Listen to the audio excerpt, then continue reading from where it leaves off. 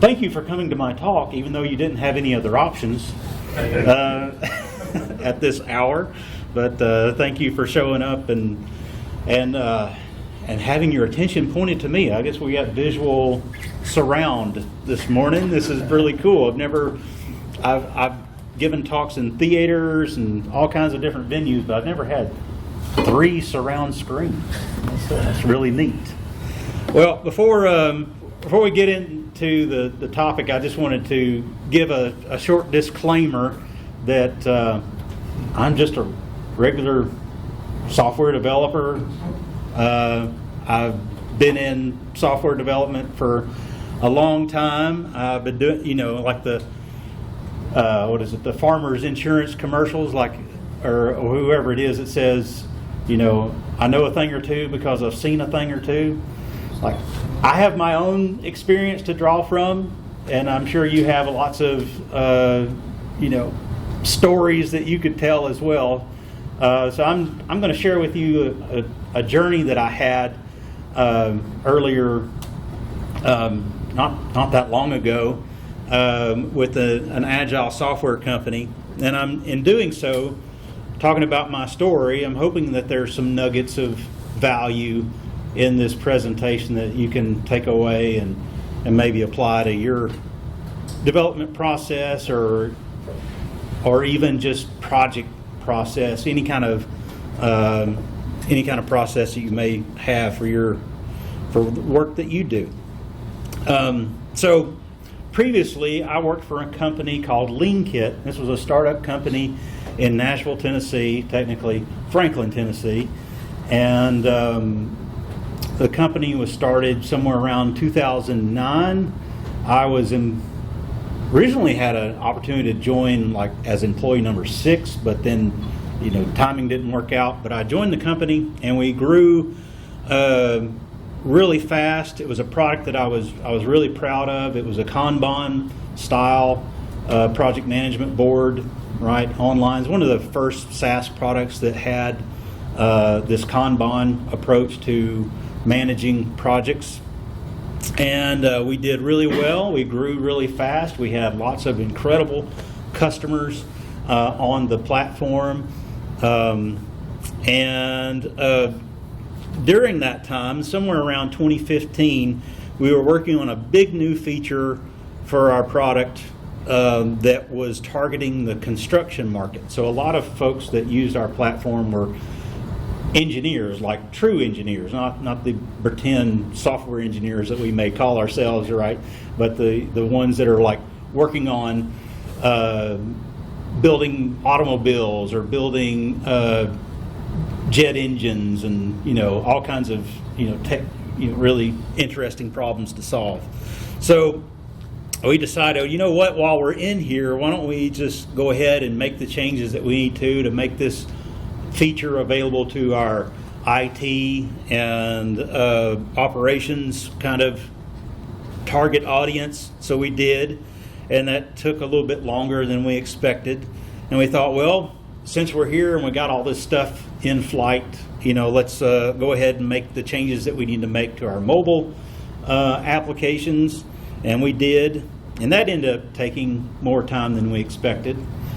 And we thought, well, there's got this let's go ahead and create all the marketing material and make a big splash out of this, create the training that we needed to go around this new set of features, and we did. And you see the trend here. It was taking more time than we expected any of these changes to make. And then right in the middle of all this, we decided to rebrand our company, change our logo and all this other kind of stuff. And so, okay, well, we got all this stuff that's already kind of broken and on the workbench. Let's go ahead and add, the changes that we need to make to our mobile apps and web applications for the new branding.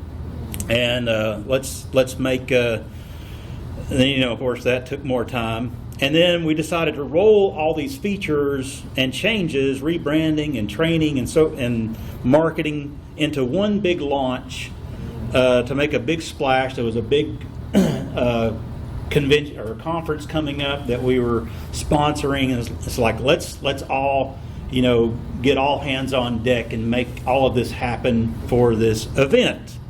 And of course, that took longer than we expected. So all this process took a lot of coordination across a lot of teams. There were a lot of meetings and a lot of really long hours.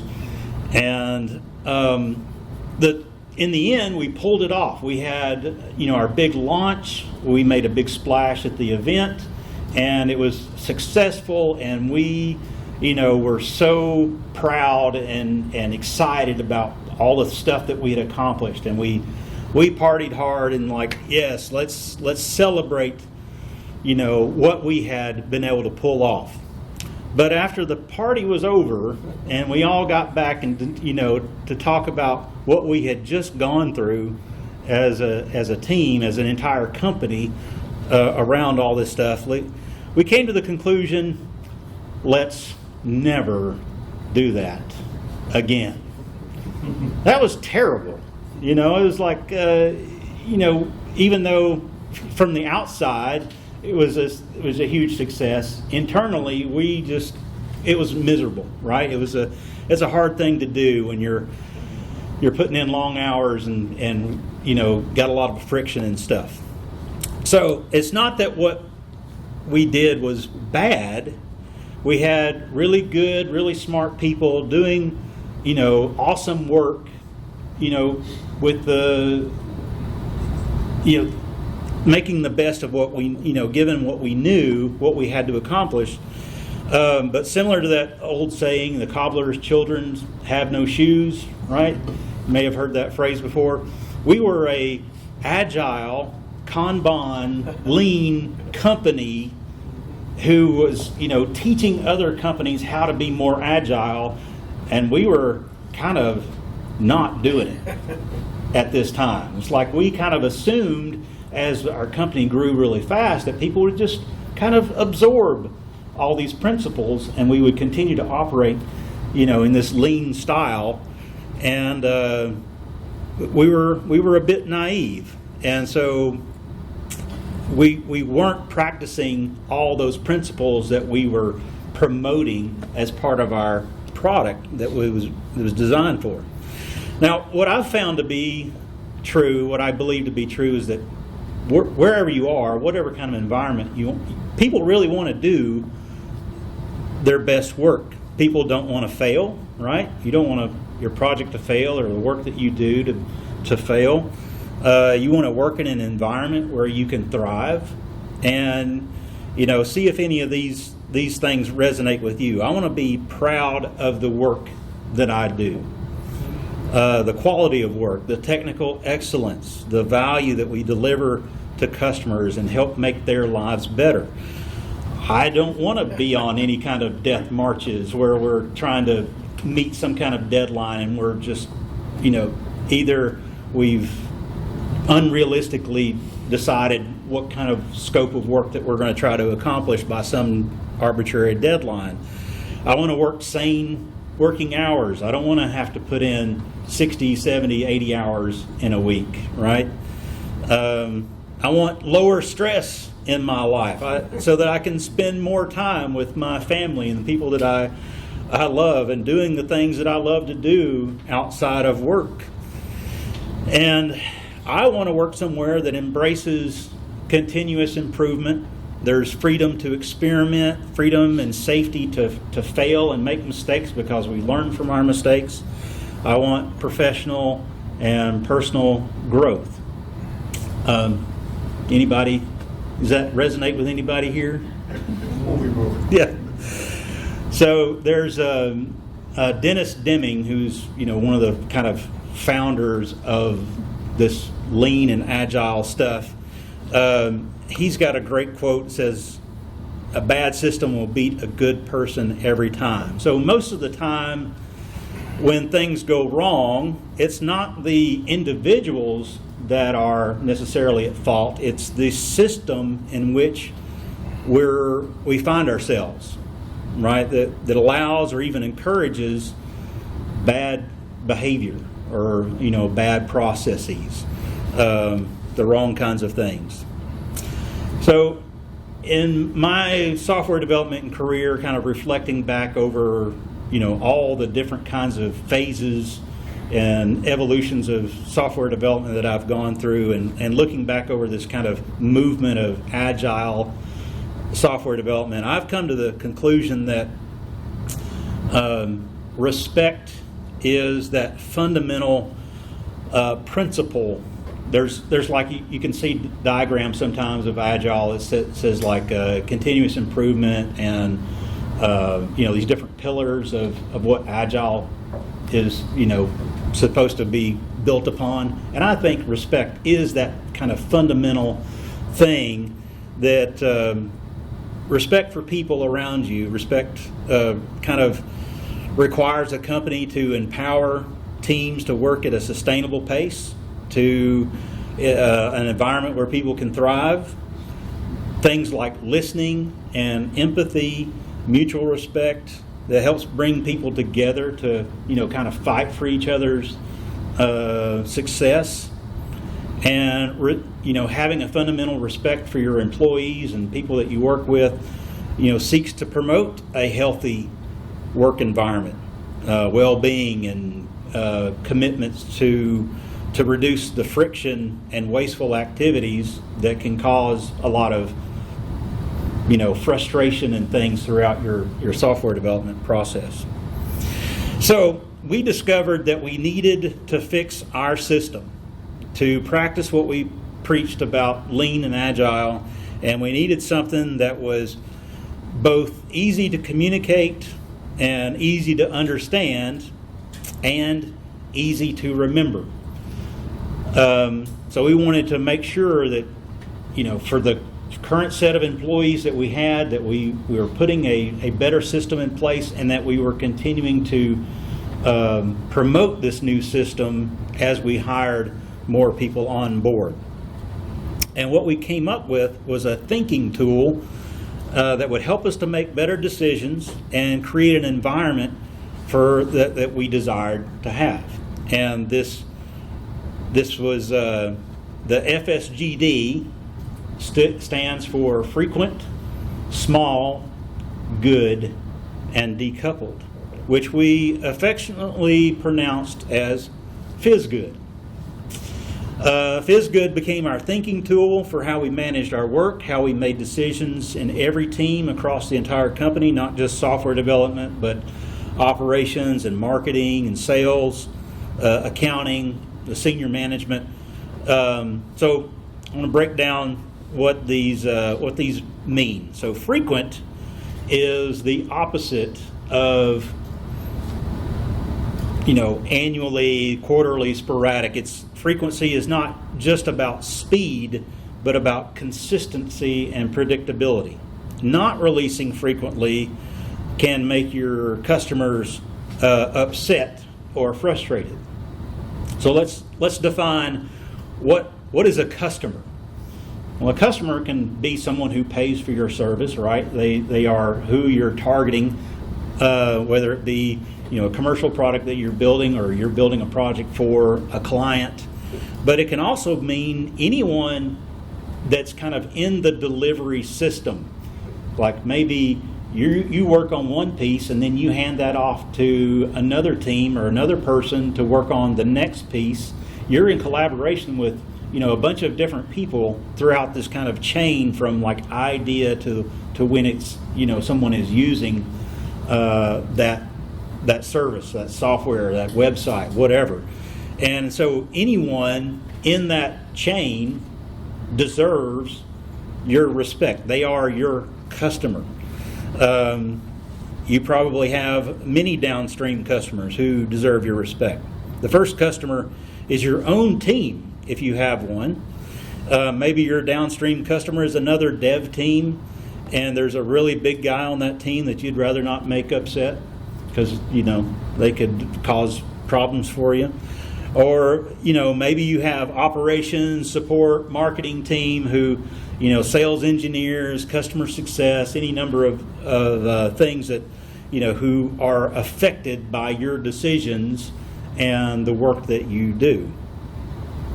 So frequent releases have the benefits of like getting feedback early, being able to help manage the priority of work, because that the more early feedback that you can get, the better you can judge what you're going to be working on. And when you start a new project or a new feature, you have this hypothesis of what that project is going to be like, right? Or what the end goal is. And if you're delivering frequently and getting that valuable feedback, you may realize partway through your original scope that you're kind of done. Like the things that you thought you needed to deliver early on, well, it's not as valuable or as important anymore. There's higher priority or more valuable things that we can shift and focus on, that and we can declare this part done. Something always comes up that you weren't planning on, so releasing frequently gives you that kind of mobility to shift gears and go in different directions. And releasing frequently also helps to build trust with your, whoever your customers are. It's a byproduct. You're instilling confidence that, hey, we're releasing on a frequent basis, so that even if things are kind of not in the ideal state or kind of broken right now, things are a little rough around the edges, there's trust built in that, hey, we'll eventually get this right. We'll eventually, work through the rough stuff and get there. Customers can be very forgiving when things are not quite right, because they trust that you're continuing to release new things all the time. So more companies are releasing more frequently. Even Microsoft used to release a new version, like every 3 years. If you remember those kinds of days. Now some of their products are on monthly and weekly hot fixes. Turning a ship that big to enable them, to do amazing things again, I mean, that's really, really impressive. It raises, some people's hopes that Microsoft could be relevant again. So frequent can't happen without things being small. And of course the opposite of small is big. So smaller releases instead of big ones. So what is a highway full of big tractor trailers? Tractor trailers are slow to start, slow to stop, and when you have a highway at 100% utilization of big, big rigs, it can be kind of like a parking lot, compared to something like a motorcycle. A motorcycle, can't carry very much, but that's kind of the point. It's the epitome of being agile, and it can start fast, it can go fast, it can maneuver quickly and dodge obstacles and zip around slow-moving vehicles, right? So what I'm talking about here is queuing theory. Remember your queuing theory formulas from school? No, it's math. Forget the formulas. We absolutely need things to be small to have slack in our system, and it's true for fluid dynamics, it's true for electrical systems, for traffic management, and it's true for systems that we operate in for software delivery. It's true for any kind of sequential system. Now you might be thinking, well, aren't there some things that are just naturally big, like architecture and design? There's things that are just really big that you have to deal with. And I would say that there are some things that are notoriously big, but they don't necessarily have to be. There's another, my experience has been is like if you start to break down things that we normally think of as being really big, we kind of peel back the onion, we can find creative ways to like make things smaller and smaller so that we can, have these digestible chunks of work that we can do. You may have heard of this technique called the 5 whys, which is for exploring a problem until you arrive to the underlying issue, such as, why is this thing so big? Because there's lots of different parts, that are part of this system. Why are there so many parts that are required? And it's like, well, there's all these dependencies between these different parts, and they all have to work together. Why can't we break some of these dependencies so that we can ship smaller chunks, independently of each other? Because it's really expensive for us to deploy things. And why is it so expensive? Because we don't have the kind of automated tools or testing or frameworks in place to help us to, manage those deployments better. So, digging a little bit deeper, maybe perhaps you too have enjoyed some handcrafted, locally sourced DevOps, and by continuing to dig deeper and challenge assumptions, that can lead to a discovery of underlying systematic issues that are creating constraints in your work. And you can start to see, how can I break these things apart and make it easier for us to deliver smaller batches of changes. So what do you do if something turns out to be bigger than you estimated? Well, if breaking it down into smaller units is not immediately apparent, sometimes just giving it some space, like put it back on the queue. Like this is turning out to be a bigger problem than we first realized, and it's, we don't see a real good solution right now. Put it back on the queue and think about it. Maybe, kind of like as you ruminate on that in the future, you may realize, a better solution.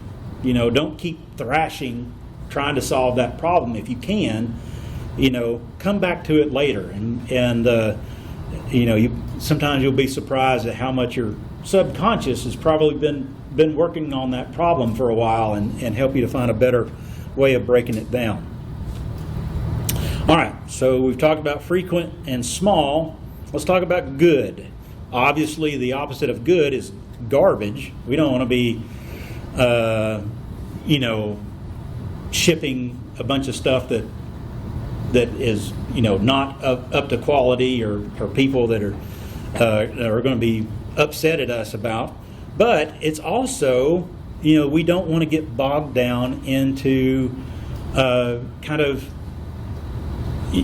creating that golden, bit of code that's, how much value does that actually bring to your customer? You've probably heard the phrase, perfection is the enemy of progress. How do you make sure that something is good enough that it's solving the problem without going overboard, and as developers tend to do, to like gold plate our code, right? It's like, we might, we could really use this down the road, so we're going to, invest a lot more time into building out this thing because we think it might help us scale in the future, right?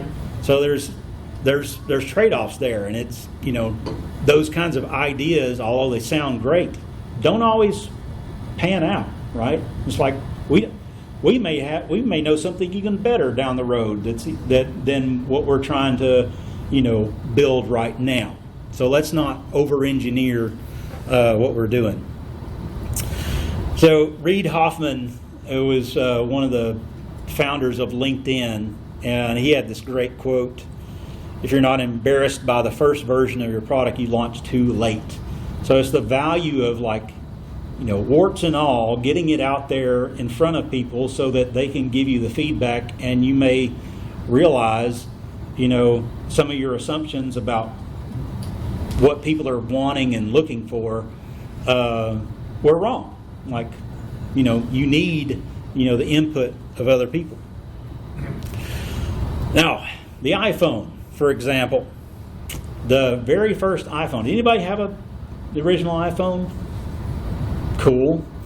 Well, whether you like iPhones or you're morally opposed to iPhones, they did, kind of change the game from, in the day, right? So before the iPhone came along, you had people who were diehard BlackBerry, with the, the thumb arthritis problems, right?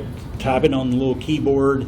And you had, I had the Palm Trio, I think it was called, the Palm OS or Windows CE phones. Everybody was using either keyboards or styluses, right? So the iPhone comes along and there's no stylus. Like, man, that's a game changer.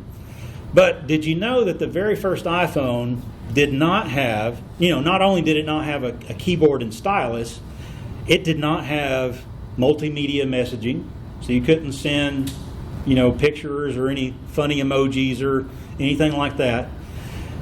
It did not have GPS. It did not have 3G, so it was like painfully slow. There was no SDK, so you couldn't build applications. Version 3 got an SDK. Yeah, version 3 got the SDK. So there was no SDK for the first iPhone, which meant there was no app store. Like, can you imagine today a phone launching without, an app store? I mean, these are all, it didn't even have cut, copy, and paste. That didn't come till 3G, I think. These are all features that we would say there's no way you could launch a phone today that didn't have all of these things. So how did they do that? I mean, how did they decide, we're gonna launch now without these capabilities? Well, they made history. They got all that feedback. They knew from that experience what they needed to focus on next. They captured the market, right? So, they launched early enough, even with all the missing stuff that they knew they had to have.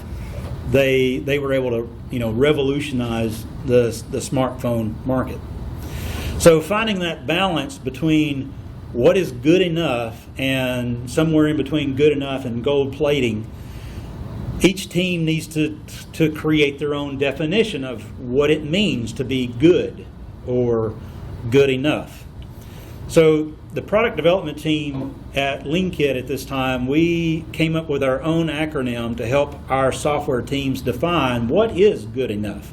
And we repurposed TLDR. You probably know this from the internet lingo of too long didn't read, which is perfect because, developers have a short attention span. We don't need a whole lot of stuff. And we repurposed this to stand for tested, logged, documented, and reviewed. So starting with tested, each feature that we would add to our product would have some sane tests, not over-engineering the test, but sane tests that describe the behavior. And each bug fix included tests that guard against a regression of that bug in the future. Logged is that we would not only log debug messages about what in our application, but we believe that it's absolutely important for us to log user behavior so that we can understand the context in which the application is being used, and we can see, here's what we expect our users to do, but in the real world, we could see much different activity patterns and things that would help inform us as to how we can improve our product. And you may have seen in the agile world this idea of the idea of success being the release of working software. That's kind of the agile definition of success. Well, I submit to you that it's not the release of working software. It's the usage of that software. It's of no value if you release the wrong thing or if you release software that people aren't going to use if they don't find it valuable.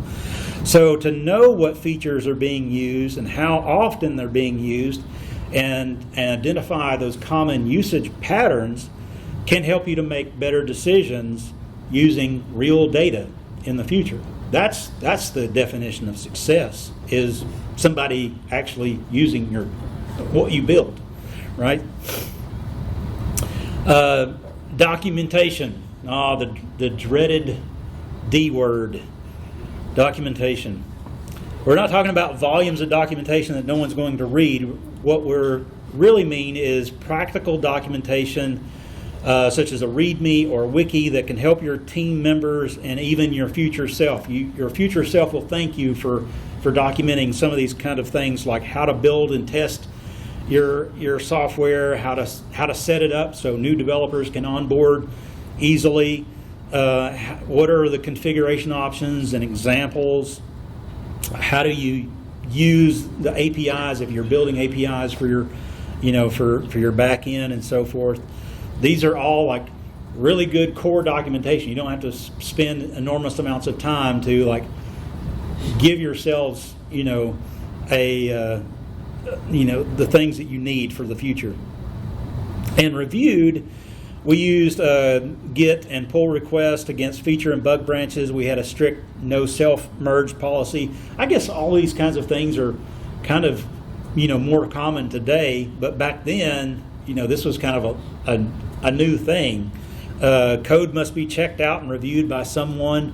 We would sometimes have PR, we call them PR parties, pull request parties, where it's like we'd allow some of these PRs to accumulate over the week, and then we would all get together over lunch or something on a Friday, and we would really dig each other for give each other a hard time for some of the code and code quality, right? If we found issues with our coworkers, and it was good. It's good fun. Why do we do this kind of thing? Because it can build in mentoring and cross-training and team building, and occasionally you can even find some bugs before they get out to QA. And who wants to avoid bugs reaching your whoever is normally in charge of ridiculing you for your lack of software development skill or finding bugs in production. Another kind of tangent is legacy code. What do we do with the legacy code? Use the Boy Scout rule of leave it better than you found it. Practical application of the TLDR rules. If you see dead code, clean it up. But for the most part, like if you're fixing a bug, as I mentioned before, wrap that new bug in a test so that, or a set of tests so that regression doesn't happen in the future. All right, frequent small good, now decoupled. So the opposite of decoupled is coordinated. And that is something that requires a lot of time or more than one team at once, which can lead to meetings. It can lead to friction and delays. You want folks to be able to make decisions and push changes independently of other teams that are working around. You want to also, your work that you do should not negatively affect some other team or some other person. The idea of do no harm, like the medical professional. Let's write code responsibly so that we're not just throwing it over the wall and hoping, somebody's hoping for the best, but we're doing things in a responsible and respectful manner. So anyone remember the launch of Windows 95? I'm guessing a few of you. That was a pretty big deal. We had, Jay Leno, and he had the Rolling Stones "Start Me Up." They licensed that music. And look at this guy, right? Don't you know he just wrote a big fat check for 2 copies of Windows 95? He can't wait to get home and tell his buddies on CompuServe. Yes. What's a check? What's a check? Yes, right. So this old model, how Microsoft delivered, how can you imagine how long it took between the last line of code that was written and this guy having two, shrink wrap boxes of Windows 95 in his hands? This is like the old model of delivering software, where there's high amounts of coordination, there's highly coupled work, everything has to be done and complete before you can ship it, because you only have one shipment, right? For the most part, delivery was a whole lot different in those days. So in our another joke I just thought of, it comes in boxes? It comes in boxes, yes. Yeah, I remember. Microsoft spent anything between $3 million and $14 million for that song. Yeah, It right. turned up in their report, and they're like, well, one of these is what they paid the Rolling Stones. Yeah. My first copy of Netscape was shrink wrapped. Like I bought, they sold Netscape at Office Depot and places like that, where you could buy the internet to put on your computer. USA existed, right? Circuit City. Circuit City, yes. So in our software systems, we tend to focus on the individuals who are doing the work, and we think, well, if our system is broken, then we need to fix the employees, right? It's like they're not doing it right. We need to chastise them or coach them better, or they need to be better. But in a relay race, you can have the absolute best athletes on your team, right? They can be at the highest level of performance. So we're, in a relay race, the race is not lost by the level of athletic ability. It's lost when you're in the handoffs, right? So the focus is not on the individual people. It ought to be more on the process and especially the handoffs. Delivering software, the amount of friction and things that we run into is almost always in the handoffs. Our goal should be to focus on the baton, not the runners. How we reduce the friction of handoffs, and how can we eliminate as many handoffs as possible. The fewer handoffs we have, the less opportunity there is for a bottleneck or something to occur. So in our kind of applying FSGD to our software development practices, we came up with some things that are kind of common today, but still good to talk about. Is every new feature that we would build, we would put that new feature behind a feature flag that we could turn on and off whenever we needed to. That way, one team could deploy a new feature with that feature turned up, being dark. It's like that's not turned on yet, but it's in production. It's like deployed out in the wild, but it's not yet enabled for everyone because we're waiting on another team to finish their side of things. So the teams can continue to build and release without being tightly coupled to another team to finish, like the API team or the database team to finish their side of the work, right? So being able to turn on new features as soon as all the different pieces come together is very valuable. You can also, with feature flags, be able to beta new features with customers, right? So you can turn it on for a select group of customers, have them test the new features, get feedback from them before you turn it on for everyone. Sometimes shipping dark helps you to decouple the additional work that you need. We would find, when we found bottlenecks in our process, we would analyze and see how we could fix these systematic issues. We came up with this idea of bucks for speed.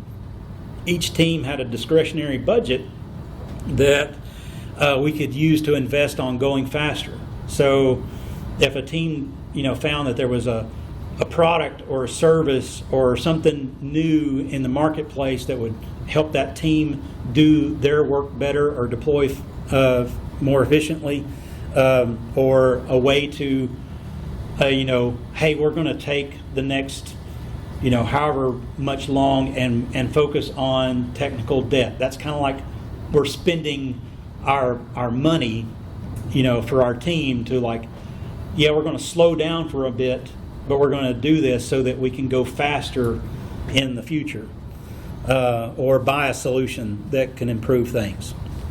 So FSGD became part of our vocabulary. If a big problem came along, we'd say, well, how can we FSGD this, or this doesn't FSGD, right? How can we do this so we do no harm, or we don't harm our customers or cause anyone friction or pain? So if you travel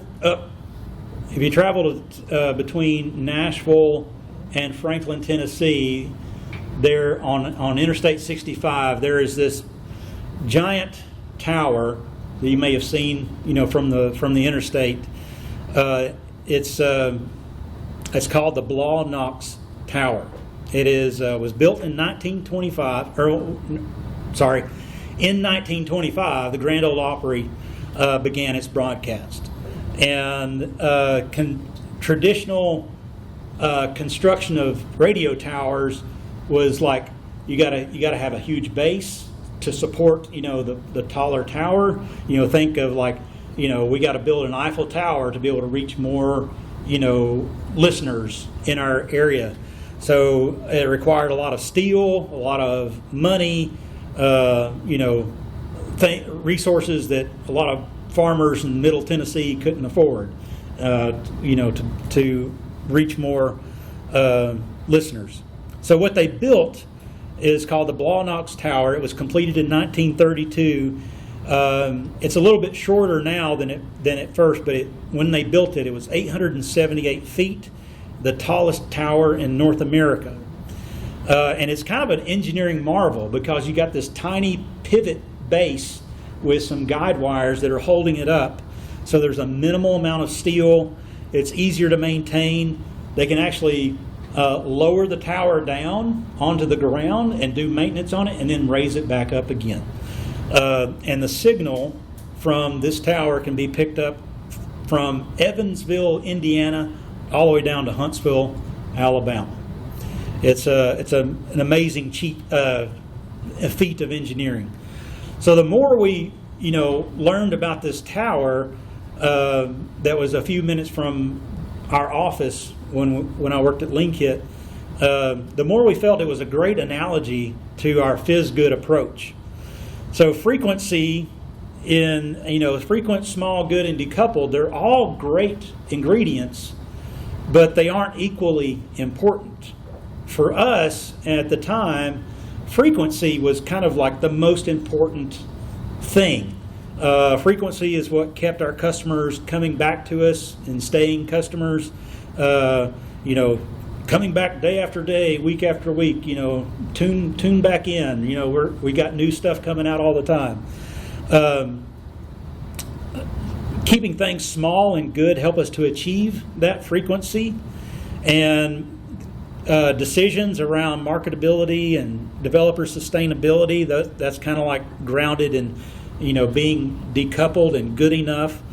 Gave us that foundation that kept us flexible and allowing us to achieve what we did without a lot of coordination or getting bogged down into a rigid process. Now, in your case, frequency might not be the highest priority. If you make medical equipment, you better believe that good needs to be a higher priority, right? You got people that depend on your, their lives depend on your product, so it better be good before you deploy it. So as an organization, you may need to focus on a particular area for a while and give it, more attention, such as making things small or decoupled because, you've got a lot of friction in your process. And just by kind of, byproduct. You will achieve some of the benefits of the other things. I know we're at time. I was going to give you a quick rundown of Kanban in a nutshell, which is, starting with visualizing your work and, limiting your work in process and focusing on your flow, experimenting, and, working through continuous improvement. These are all really good things. Phys good and, releasing things frequently, helps to solve one of the biggest questions we always get asked, right? It's like, when is the project going to be done? And so you pull out your magic 8 ball, as you normally rely on, say, okay, when are we going to get this project done? Oh yeah, we'll just come up with an arbitrary number and pad 20% and we're good, right? Just pull it out of our rear ends. And magic 8 ball, are we going to get this project done on time? Probably not. So if all these kind of principles and shipping frequently and everything help us to create a more predictable process where we can start to answer confidently, how long are we going to take to finish these things.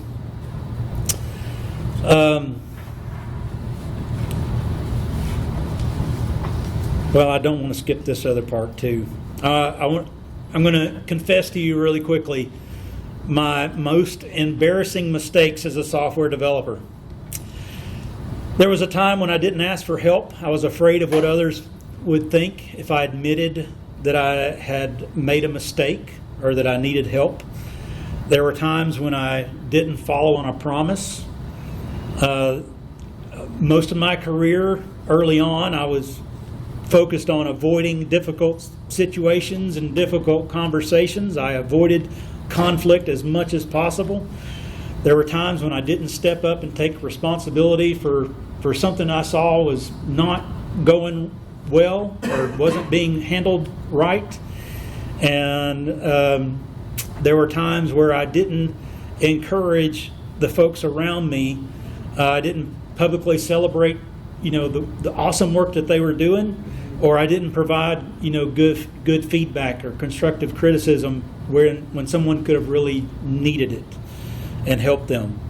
So, guess what? These mistakes didn't have anything to do with writing code. The most difficult parts of our jobs, and I believe the most valuable things we can do in the work that we do, is really has nothing to do with technology. It's the way that we treat people around us. It's the way we, approach how we create our systems and do it in a way that values the people around us. And as I mentioned before, respect being that kind of fundamental principle. Respect ought to be driving your decisions on how you work and how you treat other people around you. So, related to all that, going back to your TLDR, the review step, how did you guys handle the review in a way that didn't hose the process, didn't slow things down, but still kind of hit on all of these items you're hitting on here?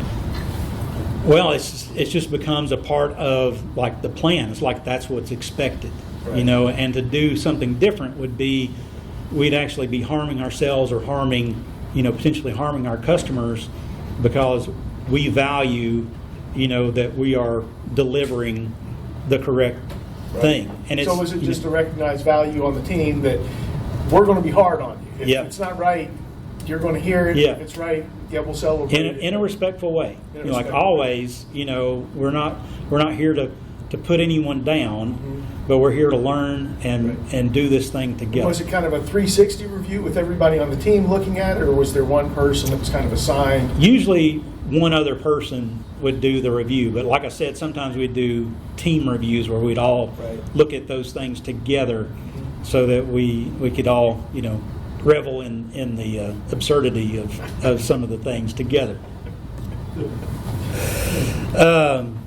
So at the end of the day, what really matters is getting stuff across that finish line, right? It's to make sure that you're getting the right things across the finish line. It doesn't matter how fast you ship. If you're shipping, the wrong stuff. So my hope is that this idea of fizz good, frequent, small, good, and decoupled has got you thinking about ways that you can improve your process so that your work can fizz good too. Regardless of the work that you do, I believe that we have an incredible opportunity to impact people's lives through the power of technology. I hope you take these things and the other things that you're learning, and you get out there and you do awesome work, and you make other people's lives better. Get out there and be awesome. Thank you so much.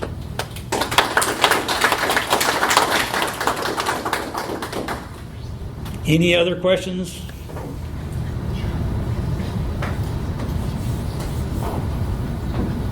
Cool.